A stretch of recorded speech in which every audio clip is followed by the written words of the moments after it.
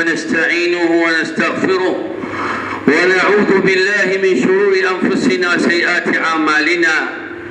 من يهده الله فلا مضل له ومن يضلل فلا هادي له. وأشهد أن لا إله إلا الله وحده لا شريك له، وأشهد أن محمدا عبده ورسوله صلى الله عليه وعلى آله وصحبه إلى يوم الدين.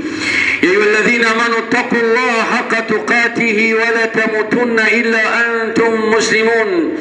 يا أيها الناس اتقوا ربكم الذي خلقكم من نفس واحدة وخلق منها زوجها وبث منهما رجالا كثيرا ونساء، واتقوا الله الذي تساءلون به والأرحام إن الله كان عليكم رقيبا.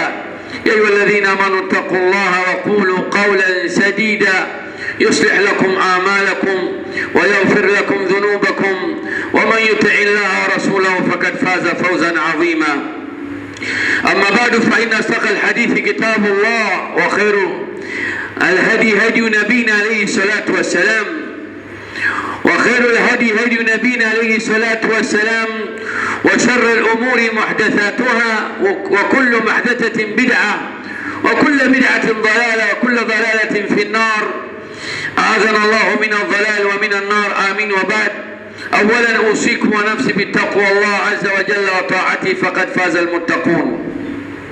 إخوة الإيمان، jambo la mwanzo kabisa napenda kuhusia nafsi yangu na kuwahusia nyinyi ndugu zangu katika imani juu ya kumcha Allah tabaraka wa taala, kwani wamefaulu wale ambao wenye kumcha Allah subhanahu wa taala. Ikhwata al-iman, leo biauni Allah taala tutazungumzia juu ya Ashura kama inavyofahamika na ahlu sunna, na Ashura wanavyoifahamu mashia na usahihi wa mambo hayo. Ashura baina ahlu sunnati wa shia, ili uone Ashura ilivyofahamika toka zama za Mtume Muhammad sallallahu alaihi wasallam, na Ashura ambayo hii iko katika kila mahali, ikiandamana na maandamano ya mashia katika kila mahali na kuvaa nguo nyeusi katika miji mbalimbali, na watu waona huo ndio Uislamu. Maombolezo hayo ambayo huwa yanafanywa katika siku ya Ashura. Wala shaka ilikuwa tuendelee na kumalizia hutuba yetu tuliyopita nayo katika wiki iliyoisha. Tulikuwa tunazungumzia shurutu la ilaha illa Allah, lakini inshallah tutakuja kuendelea kwa sababu ya tukio hili ambalo limeambatana na mwezi huu. Kwa hiyo tumeona bora tuizungumzie hii. Kuna mambo mengi hapa ambayo yapo katika mwaka huu mpya wa Kiislamu, na tuko ndani ya mwezi mtukufu, yani mwezi wa Muharram, na tukio la tarehe ya Kiislamu. Kuna mambo mengi, kwa hiyo nikaona badala ya kuendelea hili bora tuje tuguse hapa. Kuna vitu ambavyo vikipita hatuvipate tena mpaka muda wake mwingine ufike tena. Ikhwata al-iman, kwanza Allah tabaraka wa taala ndani ya Qur'ani anasema, inna iddata ash-shuhuri 'inda Allah 12 shahran fi kitabillah yawma khalaqa as-samawati wal ardh minha 4 hurum. Hesabu ya miezi inayokamilisha mwaka mbele ya Allah subhanahu wa ta'ala ni 12 shahran, ni miezi 12. Kisha Allah subhanahu wa ta'ala akasema, minha, katika miezi hiyo, 4 hurum, kuna miezi minne ambayo ni mitukufu. Katika hii miezi minne mitukufu ambayo tumeambiwa, fala tadhlimu fihinna anfusakum, msizidhulumu nafsi zenu ndani ya miezi hiyo kwa kufanya madhambi, hata kwa kupigana vita. Watu walikuwa wapigana vita katika miezi mitukufu, isipokuwa kama Waislamu wataanza kupigwa wao ndio watarudisha katika mwezi huu, katika miezi hii mitukufu, ukiwemo mwezi huu tuliokuwa nao, mwezi wa Muharram. Mwezi wa Muharram ni mwezi wa mwanzo katika mwaka wa Kiislamu. Sasa tumeingia mwaka 1447 Hijiria. Waislamu wengi wameghafirika na miezi ya Kiislamu. Katika moja ya hutuba zetu tulitaja miezi ya Kiislamu, kwa wanaokumbuka watakuwa wanakumbuka. Sasa hii miezi mitukufu, tuko ndani ya mwezi mmoja katika miezi hiyo ambao ni mwezi huu wa Muharram, mwezi wa kwanza katika mwaka wa Kiislamu. Na hapa ikhwata al-iman, kuna jambo lingine vile vile.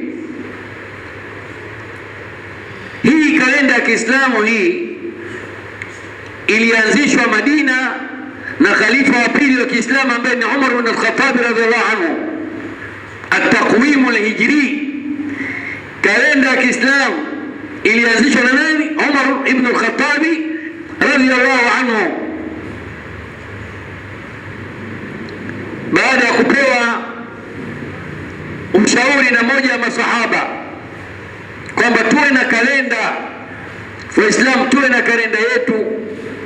Umar ibn Khattab radhiallahu anhu akaona kwamba iko haja Waislamu kuwa na kalenda yao, na ikaasisiwa tarehe ya Kiislamu, na ilikuwa lengo kwamba huyu ambaye alikuwa ni wali katika moja, ameteuliwa katika moja ya majimbo ambayo kapewa huyu sahaba, kama sikosei ni Amr ibn al-As au mwingine, akamshauri tuwe na kalenda ili tuwe tunaweza kuweka Waislamu kumbukumbu zetu. Na ndio maana utakuta maajabu leo Waislamu katika dunia moja, ikawa hawa wako tarehe moja, hawa wako tarehe mbili. Dunia hii kama Waislamu hawana nini? Hawana kalenda. Haiwezekani mimi nikuandikie barua niko tarehe moja, wewe unanijibu huko, tunajibishana huko tarehe mbili, alafu tunaweka tukiweka kwenye faili zetu, mimi nitaandika ukweli, utakuwa hilo jambo limefanyika tarehe ngapi? Tarehe moja au tarehe mbili?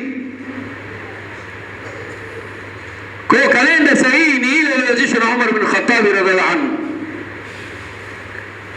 na haiwezi kuwa kuna kalenda mbili katika Waislamu. Kalenda ni ile moja tu. Kwa hiyo moja itakuwa sahihi, moja itakuwa haiko sahihi. Sasa huko fuatilia wewe, sasa huko fuatilia wewe ili upate kujua. Iweje Waislamu wawe na kalenda tarehe moja tarehe mbili? Hamna vitu hivi. Yule alianzisha kalenda siku ile, hao wengine hawajaanzisha tarehe yao bado. Ilikuwa tarehe ngapi duniani? Ndio hiyo moja.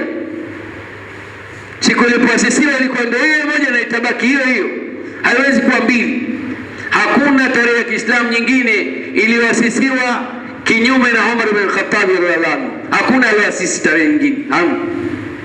Ikhwata al-iman, mwezi huu wa Muharram una tukio hili ambalo Mwenyezi Mungu Subhanahu wa Ta'ala, tukio hili analielezea katika Qur'ani pale ambapo alipomwambia Nabii Musa alayhi salam, anasema wa auhaina ila Musa an idrib bi'asak